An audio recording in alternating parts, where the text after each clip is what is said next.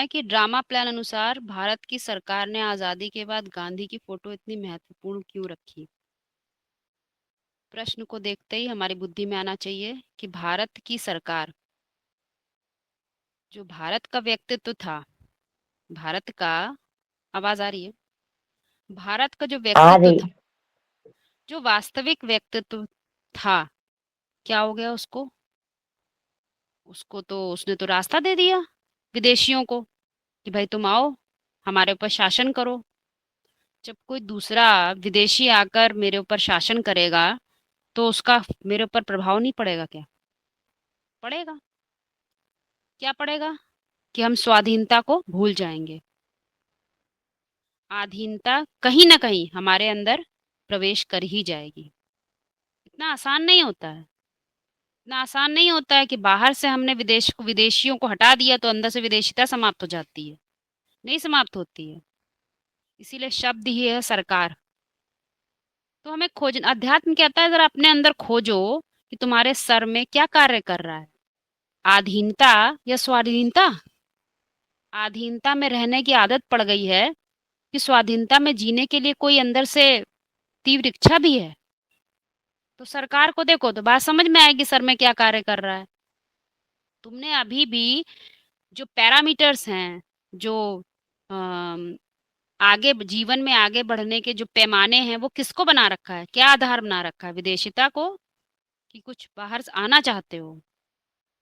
तो वो बात समझने के लिए हम देखेंगे कि बाहर से तो आजादी मिली, हम आजाद हो गए। आजाद हो गए और अब दूसरों के नियम कानून का हमारे ऊपर असर नहीं है। लेकिन चूंकि हमेशा ही हर चीज सूक्ष्म में पहले घटती है, स्थूल में बाद में होती है। तो हर चीज सूक्ष्म में, हमारी अध्यात्म कहता है हर चीज सूक्ष्म देखना पहले सीख लो। तो जब हम सूक्ष्म में देखते हैं तो हम देखते हैं कि हमारे बुद्धि जो है उसमें अभी भी क्या कार्य कर रहा है। अर्थात हम जो निर्णय लेते हैं उसमें अभी भी मेरे विदेशिता है कि नहीं है। सबसे बड़ी विदेशिता क्या है? मैं क्या हूं? मैं देह हूं। ये सबसे बड़ी विदेशिता है। जब हमारे ऊपर देह का अपने अंदर आता है ना कि हम भाई कौन है, हम तो आत्मा है, देह नहीं है, हमारे अंदर पहले पहले ये बात आती है। तो थोड़े थोड़े विदेशिता हमारे अंदर हटने लगती है। लेकिन फिर भी विदेशिता, विदेशी हट जाता है, लेकिन विदेशिता के जो कानून है वो हमारे अंदर काम करते रहते हैं। हमने समझ लिया हम देह नहीं, लेकिन फिर भी हम स्त्री तो हैं, फिर भी हम पत्नी तो हैं, फिर भी हम गरीब तो हैं, फिर भी हम अबला तो हैं, फिर भी हम अमीर तो हैं, फिर भी हमारे पैसा तो है। तो बाहरी से तुमने तो जान लिया कि तुम देह नहीं हो, परंतु फिर भी तुम्हारे अंदर जो देहात्मक परिभाषाएं थी, देह की परिभाषाएं थी, वो फिर भी काम करती रहती हैं। तो सर में क्या काम कर रहे हैं? सर में अभी वही पुरानी परिभाषाएं काम कर रही हैं। तो जब तक उसी व्यक्तित्व में पुरानी परिभाषाएं काम करती रहेंगी तो क्या कहते जाएंगे? गांधी जी जिंदाबाद। अधोमुखी मन कार्य करता रहेगा। अधोमुखी मन कार्य करता रहेगा, ऊर्ध्वमुखी नहीं हो सकता है। ये स्पष्टता समझाने के लिए प्रश्न दिया गया था। ये समझ लीजिए अच्छे तरीके से, इसकी स्पष्टता हमें दिखाई देनी चाहिए अपने अंदर। क्योंकि जब जब अधोमुखी कार्य करता है, अधोमुखी मन कोई भी कार्य करता है, तो वो संसार फैलाता है, विघटन करता है, खंडित करता है, अपने को दो में बांटता है। अखंड भारत नहीं कर सकता, खंड जरूर होगा। क्योंकि क्या, दो दो क्या क्या चीजें अलग हो गई? एक पाकिस्तान अलग हो गया और एक भारत, हिंदुस्तान अलग हो गया। हमने हिंदू को पाक से अलग कर दिया। हमने हिंदू ही एक रिलीजन बना दिया, जबकि वास्तव में हम सनातन धर्म है। हमने हिंदू एक रिलीजन बना दिया। खैर ये अलग विषय हो जाएगा, हम इस पर नहीं जाना चाहते हैं। मुख्य बात जो चल रही थी उसी पर रहते हैं। तो हमें वो सर अपनी बुद्धि के अंदर देखना चाहिए क्या कार्य करता है। दूसरी बात, जब हम बहुत लंबे समय तक किसी के प्रभाव में रहते हैं तो हमारा जो वास्तविकता होती है वो हमसे ओझिल हो जाती है। हम उसको पहचान नहीं पाते, बड़ी मुश्किल होती है उसको पहचानने में। बहुत अंदर से धुंधलापन आता है। यदि कोई हीरो है, हीरो भूल जाए कि मैं हीरो हूं, तो क्या हो जाएगा? वो दूसरे के प्रभाव में रहते रहते जीरो। जीरो से हीरो बनने की बात अध्यात्म करता है, अर्थात बिल्कुल उल्टी बात कर रहा है। जब बिल्कुल उल्टी बात कर रहा है तो जरूर क्या होना पड़ेगा? हमारी सोच भी बिल्कुल कॉमन विचारधारा से अपोजिट होनी चाहिए। आम विचारधारा जो सोचते हैं हम वो सोच ही नहीं सकते। यदि थोड़ा थोड़ा वहां भी सोच रहे हैं, थोड़ा थोड़ा इधर भी सोच रहे हैं, तो काम हो ही नहीं पाएगा। इसीलिए क्या नाम दिया है? आजादी। आजादी कौन चाहता है? एक उसकी कहानी आती ना, चिड़िया की, कि वो चाहती थी आजादी पिंजड़े से। तो पिंजड़ा किसी ने खोल दिया, बाहर भाग गई। लेकिन थोड़ी देर बाद क्या हुआ? थोड़ी देर उड़ के फिर थक के फिर वहीं आ गई। क्योंकि उस आजादी का मतलब उसने सही से समझा नहीं। उसने क्या समझा? हम उड़ लें अपनी मर्जी से फिर वहीं आ जाएंगे। क्योंकि उसने उसको अपना कंफर्ट जोन बना लिया था। अपने रहने का, अपने अनुकूल एक तरह से एडजस्टमेंट का उसने अपने पिंजड़े को स्थान बना लिया था। सब कुछ करेंगे, सुनेंगे, जाएंगे, फिर कहाँ के बैठ जाएंगे? पिंजड़े के अंदर। वो एक आदत बन जाती है। इसीलिए सरकार जो वर्ड है वो बुद्धि की बात है, कि आपकी बुद्धि में क्या क्या कार्य करता है, ये हमें देखना चाहिए। कि हम आज़ादी चाहते हैं, कि आज़ादी से भी कुछ ऊपर की चीज चाहते हैं। एक एग्जाम्पल लेते हैं, समझिएगा। जैसे आजकल जो लड़कियां हैं, लेडीज हैं, वो बहुत बात करती हैं कि हमें स्वतंत्रता चाहिए। अपने माने में तो स्वतंत्रता ही कहती हैं। हमें फ्रीडम चाहिए, ये सब बातें करती हैं। परंतु फ्रीडम ना आदमी को मिल सकती है, ना औरत को मिल सकती है। ना मुक्ति की ना आदमी को मिल सकती है, ना औरत को मिल सकती, क्योंकि सिर्फ ये मात्र परिभाषा है। कि तुम नहीं हो। मुक्ति तो सिर्फ जीवात्मा को मिलती है। ये बात उन्हें पता नहीं होती है। तो ये बात केवल अध्यात्म समझाता है हमें। कि मुक्ति की बात जब तुम कर रहे हो, तो तुम आदमी औरत में तो पहले ही परिभाषा में जोड़ लिया तुमने अपने आप को। तो तुम पहले ही गलत हो गए हो। तो कैसे तुम मुक्ति? तो वो आजादी जो बात है, वो कैसी हो गई? ये आजादी कैसी है? सिर्फ शारीरिक तल पर हमने आजादी प्राप्त की। तो जब हम शारीरिक तल पर आजादी प्राप्त करते हैं, तो कौन सा मन होगा हमारा? वही मन होगा जो दुनिया में रमण करता रहेगा। चार जगहों में घूम कर आएगा, लेकिन रहेगा तो फिर वही पुरानी दुनिया में ही। उसके अंदर कोई संकल्प नहीं होगा कि नई दुनिया का निर्माण करें। उसकी कोई अंदर तमन्ना नहीं होगी स्वर्ग आना चाहिए। क्योंकि उसने एक कंफर्ट जोन बना लिया है। अपने अंदर आरामदायक व्यवस्था बना ली है कि कोई बात नहीं, सब चार तरफ पढ़ के आएंगे। दिन में कम से कम 10-20 वीडियो सुन लेंगे अध्यात्म के, इन्होंने बताया उन्होंने बताया, और आके फिर वहीं लौट आएंगे। बात समझिएगा, बिल्कुल सूक्ष्म बात है। और जैसे ही वे बात पलट जाए, हम किसी की नहीं, हम वही सुनेंगे जो हम सुनना चाहते हैं। तब आपका दृष्टिकोण बिल्कुल विपरीत होगा। तब आपका प्रकाश आपके लिए काम करेगा। वो है वास्तव में स्वाधीनता। जिसको स्वतंत्रता कहिए, कुछ भी कहिए। ये हमने मोटी मोटी बात बताई। इसीलिए एक वर्ड होता है आजादी, एक वर्ड होता है स्वाधीनता। आजादी वर्ड में स्व वर्ड कभी कहीं नहीं आया है। स्व, स्व मतलब आत्मा। और आत्मा के केंद्र से जो बात शुरू होगी उसको हम क्या कहेंगे? वो कहेंगे आध्यात्मिक, अपनी, मेरी। क्योंकि जब हम दूसरों के बंधन में रहते हैं, तो अपने वास्तविक पार्ट को बिल्कुल भूल जाते हैं।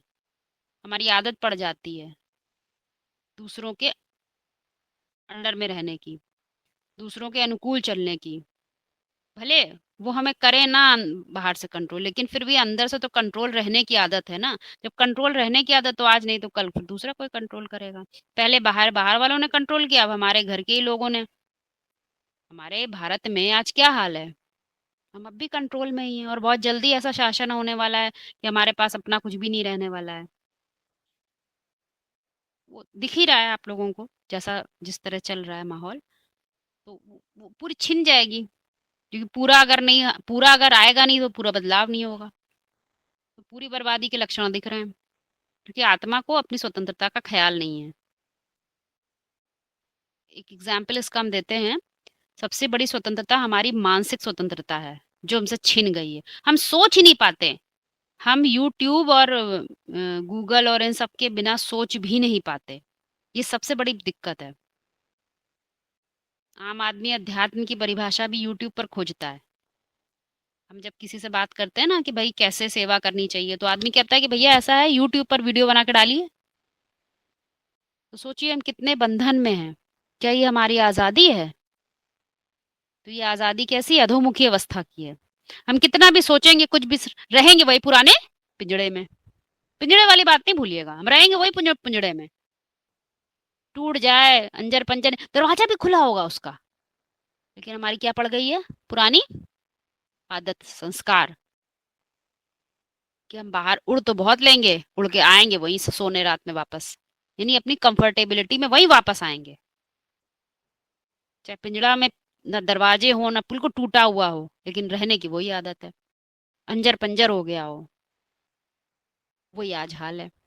मेंटली हमको आज जो कंपनीज हैं वो मेंटली फ्री होने नहीं दे रही है। इसका बहुत बड़ा कारण है क्योंकि भारतवासी अगर मेंटली फ्री हो गए तो बहुत बड़ी आजादी ले लेंगे। इसलिए सबसे ज्यादा चारों तरफ से घेरा हमें केवल मेंटल लेवल पे जा रहा है। ये बात सबको पता होनी चाहिए। चारों तरफ से हम घेरे जा रहे हैं, यूट्यूब हो चाहे इंस्टाग्राम हो चाहे जितने भी प्लेटफॉर्म हो सोशल मीडिया के, सबके द्वारा हम अब केवल अपने मानसिक तल पे घेरे जा रहे हैं। चारों तरफ से बीमारियां कह लीजिए और कुछ भी कह लीजिए, हमारी फैमिलीज को तोड़ने का प्लान, खैर ये बहुत बड़ा टॉपिक है। ये सब कुछ समझिए प्लानिंग अनुसार भारतवासियों को, इसीलिए भारत को क्या बोलते हैं? हीरो। संसार के रंगमंच पे देखें तो सबसे बड़ा जो हीरो का नाम आता है वो भारत ही आता है। उसको एक योगी का व्यक्तित्व बताया जाता है ना? क्यों विश्व बताया? गुरु बोल रहा है ना दीदी, हाँ, भारत को विश्व गुरु। हाँ, गुरु बोलते हैं। पर कैसे? उस पर ही तो सबसे बड़ा अत्याचार यही क्यों कर रहे हैं? क्योंकि वो अपनी वास्तविकता पे खड़ा नहीं हो पा रहा है। यदि मान लीजिए हम बहुत बड़े वो खिलाड़ी रहे हो या हम बहुत बड़े रेसलर रहे हो, वो करते हैं ना बॉक्सिंग वगैरह करते हैं, हम बड़े रहे हो, है ना? अब लोग हम पर हमला कर रहे हैं परंतु हम अपने ही पैरों पर नहीं खड़ा हो पा रहे हैं, तो हम पे मुक्के मारते ही रहेंगे। तो हम अपने वास्तविकता में जब तक वापस नहीं आएंगे, पुनः नहीं लौटेंगे अपने स्वाभाविक उसमें, तब तक ये ऐसा ही चलता रहेगा। ये खेल है, तब तक हम सहते रहेंगे। सबसे ज्यादा भ्रष्टाचार इंडिया में बढ़ता रहेगा, सबसे ज्यादा करप्शन, सबसे ज्यादा बर्बादी, बलात्कार, सब कुछ सबसे ज्यादा इंडिया में ही होंगे। क्योंकि वही सबसे ज्यादा अत्याचार किस पे होते हैं? कोई मूवी देखते हैं आप लोग तो सबसे ज्यादा दुख अत्याचार किस पे होते हैं? हीरो हीरो पे। पार्टी। भाई आप सेंटर हो, आप केंद्र हो, आप नहीं बदलोगे तो बाकी वहां कुछ नहीं होने वाला है। तो ये बात समझाने के लिए हमारे शास्त्रों ने बहुत सारी कहानियां भी बनाई हैं ताकि लोग समझ सकते, लेकिन उनको केवल कथा के कथा चल रही हैं, असलियत छिप गई है।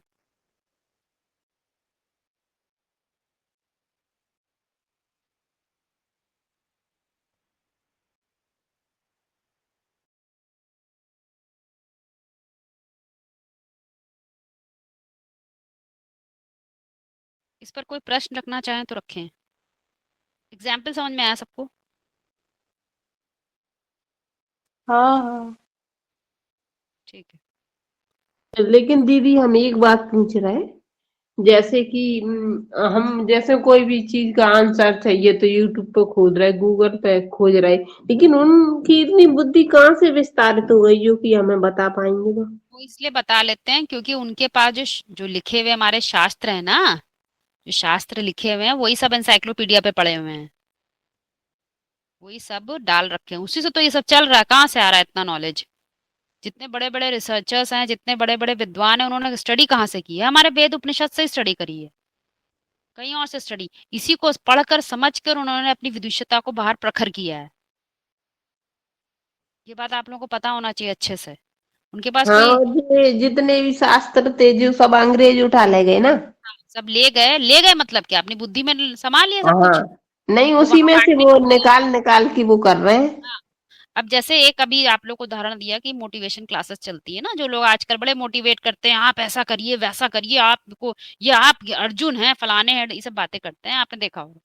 तो ये सब कहाँ से आ रहा है? ये भारत की बात नहीं है, ये सब यहाँ से पढ़ के पहले बाहर बाहर वाले पढ़ते हैं, फिर बाहर वाले लेकर यहाँ आते हैं, तब हमें समझ में आता है अच्छा विदेशी भी भारत गीता पढ़ रहे हैं, तब फिर हम पढ़ना शुरू करते हैं।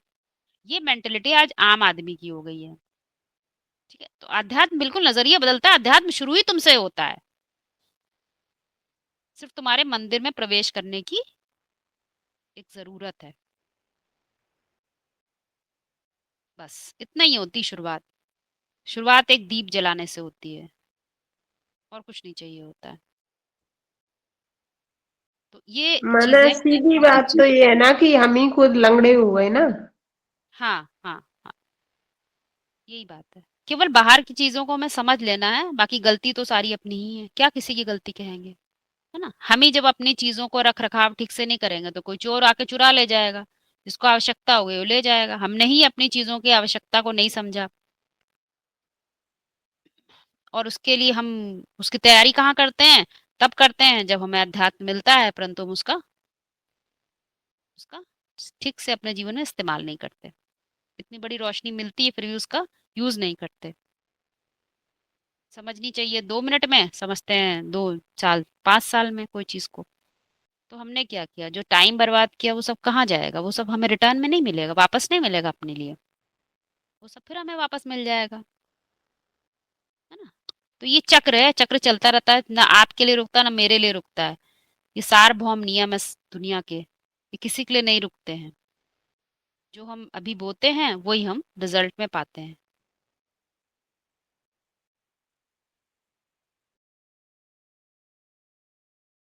तो सरकार सरकार ने गांधी जी के फोटो को इतना महत्व क्यों दिया? इसको फिर कैसे समझे कि मतलब सरकार का दृष्टिकोण आध्यात्मिक नहीं है इसीलिए? सरकार जो है, जो सरकार है, भारत की जो सरकार है, तो वो हम्म। जरा आप ध्यान से देखिए, तो आपको दिखाई देगा वो भी तो एक व्यक्ति, कोई व्यक्ति ही है तो काम करता है। कोई भी काम दुनिया में कोई हाँ। व्यक्ति करता है, और व्यक्ति के अंदर क्या होता है? व्यक्तित्व होता है। व्यक्तित्व व्यक्तित्व। तो जो सबसे ऊंचा निर्णय लेने की क्षमता होगी वही सरकार बनाएगा। सबसे ऊंचा निर्णय लेने की क्षमता वही सरकार बनाता है, कोई दूसरा बनाता है क्या? नहीं बनाता है। सबसे ऊंचा निर्णय एक होता है सत्य के आधार पर, और एक होता है असत्य के। सत्य के आधार पे। यही चीज हम अपने अंदर लगा लें तो हमें भी दिखाई देगा, हमें अंदर दिखाई देगा। जो सबसे ऊंचा निर्णय है वो हम सत्य के आधार पे लेते हैं, असत्य के आधार पे लेते हैं। यदि हम असत्य के आधार पे लेते हैं तो अभी भी क्या है? वही अभी पड़े हैं वहीं पर। अंग्रेज चले गए, अंग्रेजियत नहीं जाएगी। विदेशी चले गए, विदेशिता नहीं जाएगी। देभान समझ लेंगे लेकिन देभान के अंदर परिभाषा नहीं जाएगी। वैसे ही वहां पर भी होता है। क्योंकि ये सब कई बार आप लोगों को समझाया है, ये पूरा जो ड्रामा है वो पूरा बिल्कुल एक्यूरेट बना हुआ है। बना हुआ मतलब ये नहीं बनाया गया कि तुम्हारे साथ एक्सीडेंट होगा तो होगा ही होगा। ये नहीं बना है। बना मतलब एक कहने का मतलब जो चीज है वो एक सूत्रों के आधार पर, नियमों के आधार पर चलता रहता है, जिसको हम ऋत के नियम कहते हैं। बराबर से चक्र चलता है। मर्जी से नहीं चलता है कि आज किसी के घर में हम पैदा हो गए तो कहीं जाके कोई और पैदा होगा। जिसको जहां पैदा होना होगा, जिसका जहां जिस तरह से सोच विचार हो गए, वहीं जाकर वो जन्म लेता है। कोई ना जन्म ले, वैसे ही जन्म लेता है, वैसे ही उसके आसपास के लोग मिलते हैं। अब जैसे मान लीजिए आपने कोई बीज कहीं वैसे फेंक दिया, अब जो धरनी ही वैसी नहीं होगी तो क्या बीज से वृक्ष निकलेगा? जब नहीं। एक जड़ से बीज नहीं निकल सकता तो चैतन्य आत्मा कैसे किसी कहीं भी शरीर में जन्म ले सकती? कहीं भी नहीं लेती है। उसका एक परफेक्ट डिजाइन है। ये दुनिया एक वेल ऑर्गेनाइज्ड तरीके से चल रही है। इसी को कहते हैं ब्रह्म की सत्ता, सत्य की सत्ता, ईश्वर की सत्ता। इसीलिए आम आदमी क्या कहता है? ईश्वर की सत्ता में ईश्वर की मर्जी के बिना एक पत्ता भी नहीं हिलता है, क्योंकि सब अनुकूल अकॉर्डिंगली चल रहा है। तो ऐसे वहां पर भी है। जब भारतवासियों की सोच ही ऐसी हो जाएगी तो भारत की जो सरकार बनाने वाला होगा वो कौन होगा? भारतवासी ही होगा कोई। और जो बनाएगा वो उसी बुद्धि से तो बनाएगा। ठीक है। हाँ। ठीक है ना? हाँ। इसीलिए सरकार का मतलब जो हमारी बुद्धि में कार्य कर रहा है। क्या कार्य कर रहा है? या तो सत्य कर रहा होगा या तो असत कर रहा होगा। या तो स्वदेशिता कर रही होगी या तो विदेशिता कर रही होगी। या हम स्वधर्म पे चल रहे होंगे या हम विधर्म पे चल रहे होंगे। नहीं, ये बात तो समझ में आ गई, परंतु ये गांधी जी का जो नाम लिया गया, इसको कहाँ किस किरदार कैसे देखे अपने अंदर? हाँ। अधोमुखी मन। आज अच्छा। जितने भी बड़े बड़े ऑफिसर्स हैं वो मूल में किसको मानते हैं?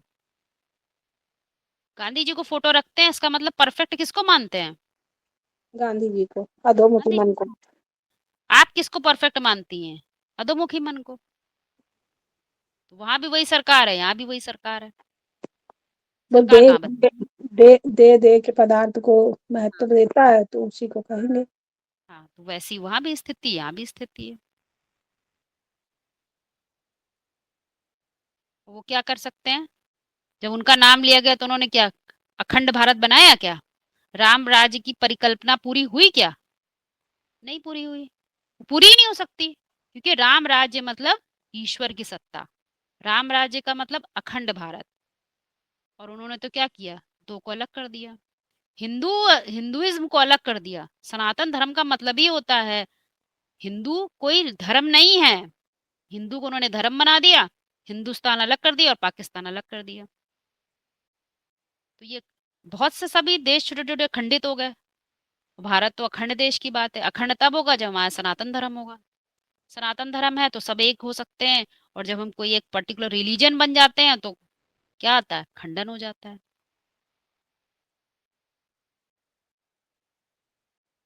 खंडित और अखंड होने की बात समझिए। अधोमुखी अवस्था में खंडन जरूर होगा, सॉरी खंडित जरूर होगा। क्यों? क्योंकि उसमें द्वैतवाद होता है। जब हमें एक कोई पसंद होगा, भाई दुनिया में रह रहे हैं तो कोई ये पसंद होगा तो कोई नापसंद जरूर होगा। कोई सुख देगा तो जरूर कोई दुख जरूर देगा। द्वैतवाद तो होगा ही, वो कंपलसरी है। वो द्वैतवाद की निशानी दिखा दी, अधोमुखी अवस्था, मन की अधोमुखी अवस्था। और ऐसी अवस्था में कभी राम राज्य पॉसिबल ही नहीं है। बड़े बड़े टाटा अंबानी जो बात करते हैं, बड़े बड़े कमा रहे हैं, इतना सब रईस है, इतना पैसा सब कुछ है, राम राज्य है क्या? उनके घरों में देखो कितना दुख है, तो कोई जानता ही नहीं असली बात।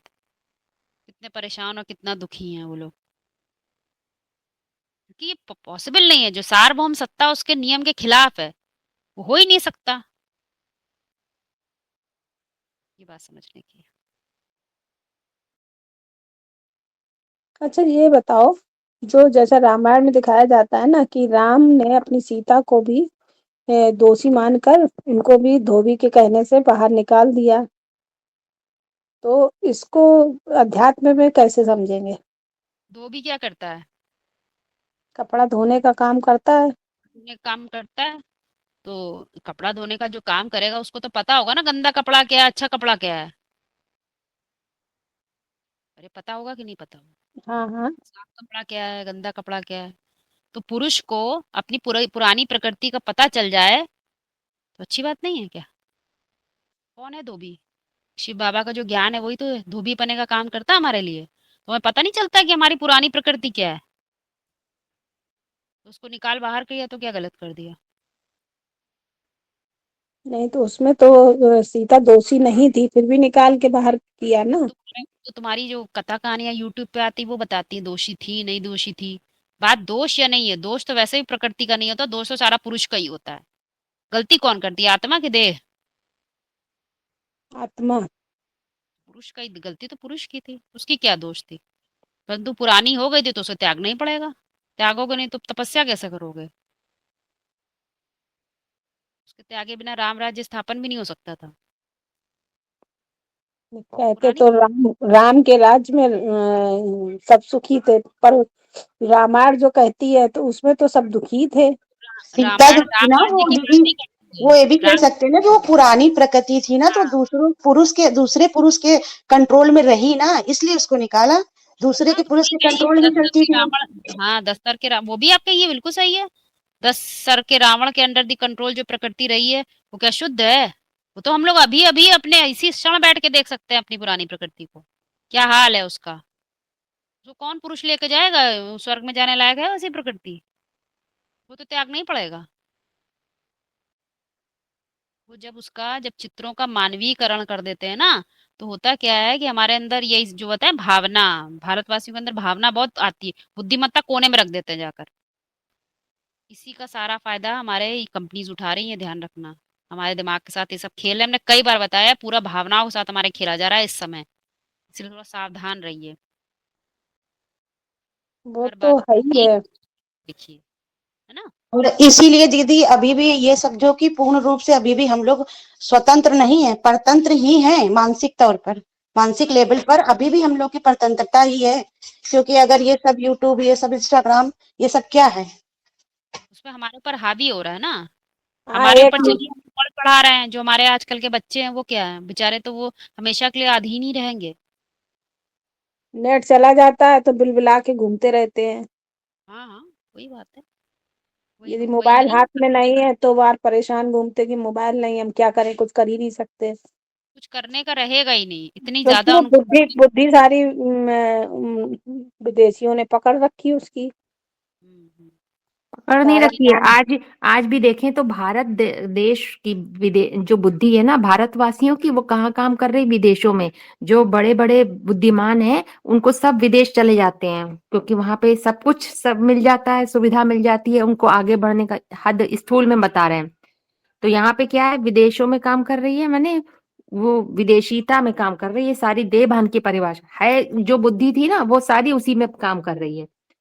तो इसीलिए वो ये बात यहाँ पे साबित हो जाती है इसी बात में, मतलब हद में जो हो रहा है यही है, बेहद में भी है।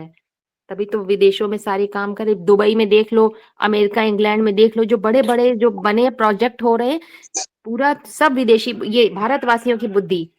हर बड़े बड़े कंट्री में पीछे उनको आगे बढ़ाने के लिए भारतवासियों की बुद्धि लगी है। उन लोगों की तो इतनी बुद्धि भी नहीं है।